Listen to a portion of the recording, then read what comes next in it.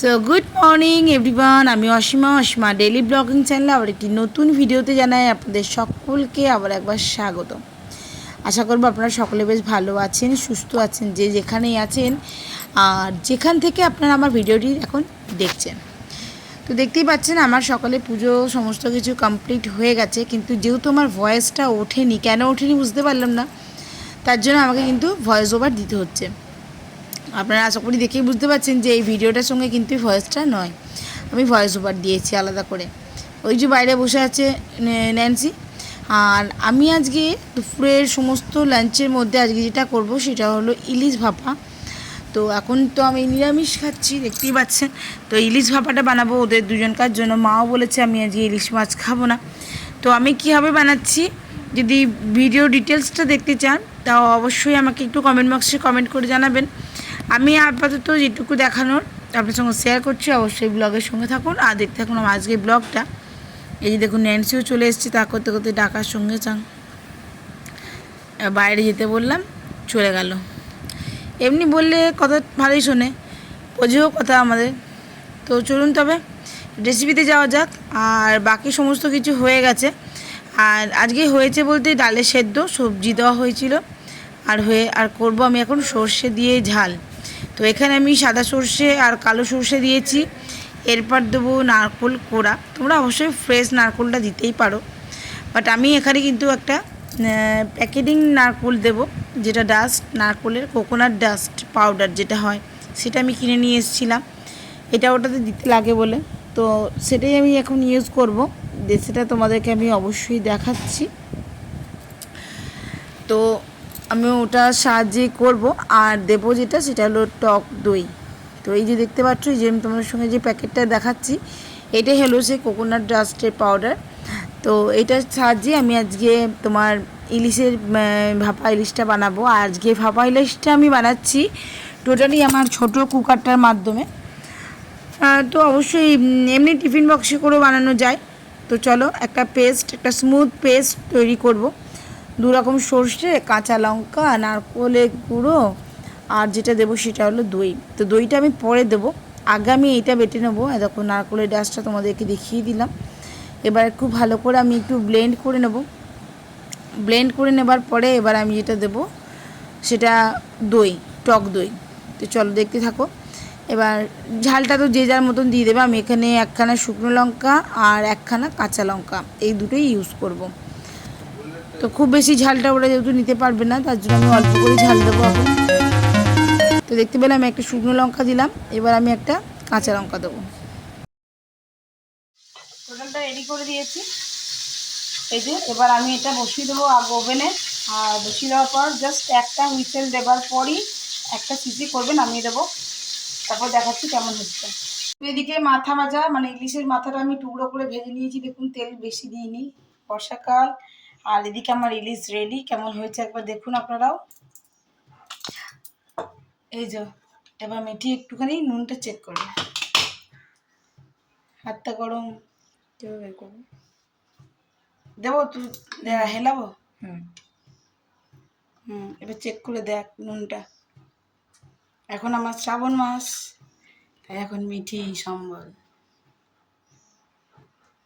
কেমন হয়েছে বলিস? নুন লাগবে? লাগবে না তো? টেস্ট কেমন হয়েছে? তো তোমাদের সঙ্গে শেয়ার করলাম ওদের ইলিশ মাছের ভাপাটা আমি করে দিয়েছি। এবার আমাকে যেহেতু সবই আঁচ, আমি এবার গ্যাস চুলে চলে ধুই, তারপর আবার নিচে জল করবো। গ্যাস চুলে সরিয়ে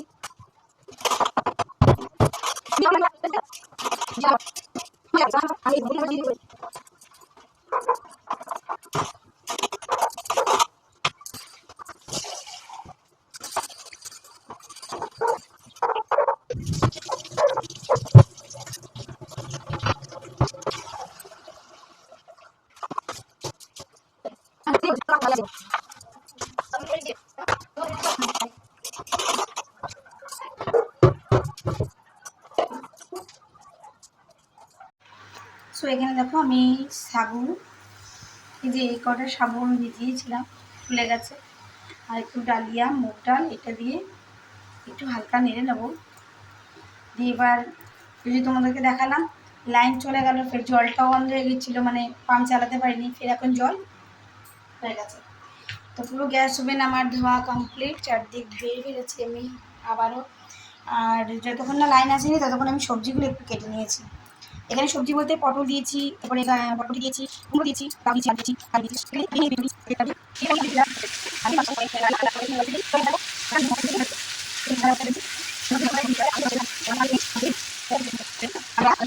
দেখতে পাচ্ছ বন্ধুরা, আমি এখানে বসিয়ে দিয়েছি আছে কুকারের মধ্যে আমার খিচুড়িটা। তো এটা এক পাকে হোক, তো আমি খেয়ে নেবো।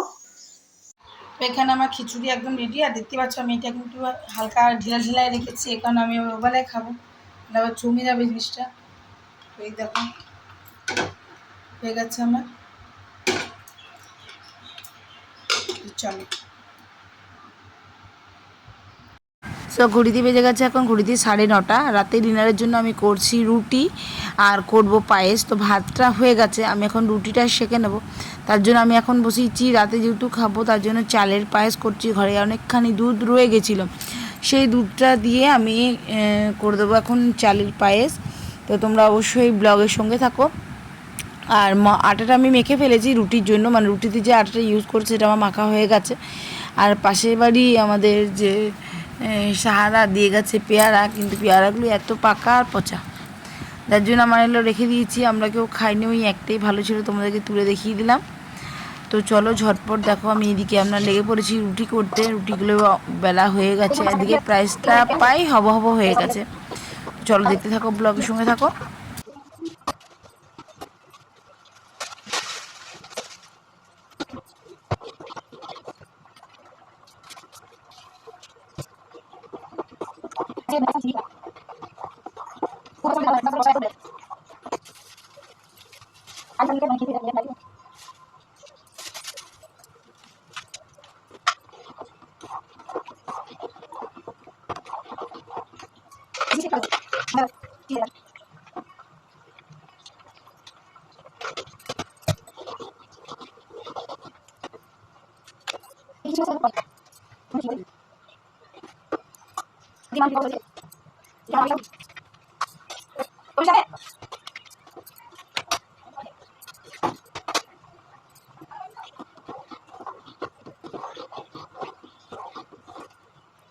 আজকে রাতে ডিনারের সময় আজকে ব্লগটা আমি এখানে শেষ করলাম। ব্লগ কিছু ভালো লাগলে অবশ্যই লাইক কমেন্ট শেয়ার করে দেবেন। যদি আমার চ্যানেল নতুন বন্ধু হয়ে থাকেন সো প্লিজ চ্যানেল সাবস্ক্রাইব করার বিশেষ আমার অনুরোধ রইল। সকলে খুব ভালো থাকুন, সুস্থ থাকুন। আবার একটি নতুন ভিডিওতে নতুন ব্লগে আপনার সঙ্গে আমার আবার তাড়াতাড়ি দেখা হচ্ছে। ততক্ষণের জন্য বিদায়। দেখছেন এদিকে আমার রুটি চলছে আর ওদিকে চলছে পায়েস,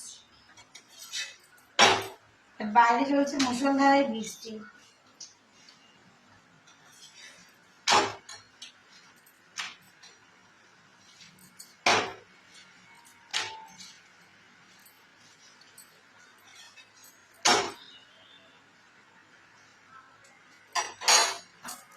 আজকে আমি আর বৃষ্টির ছুটে বাইরে কোথাও যাইনি।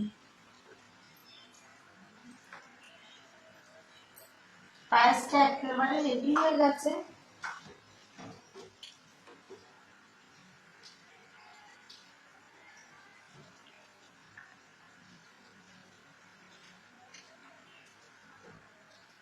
দেখুন পায়েসটা একেবারে রেডি হয়ে গেছে।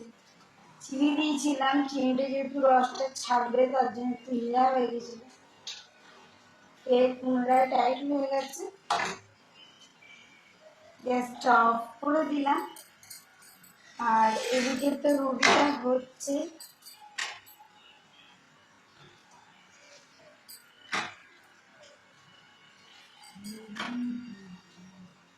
মিঠি পায়েস দিয়ে রুটি খেয়ে নেবে। তো আমার পায়েস হয়ে গেছে, একদম রেডি। একটু ঠান্ডা করে দিয়েছি, এটা এখন একটু একটু ধোঁয়া উঠছে। এই যে রুটি নিয়ে নিয়েছি, আর মিঠি রুটি ছিঁড়ে দিতে হয়, মিঠিকে রুটি ছেড়ে দিয়ে দিয়েছি। তো চলো আমরা ডিনারটা করে নিই।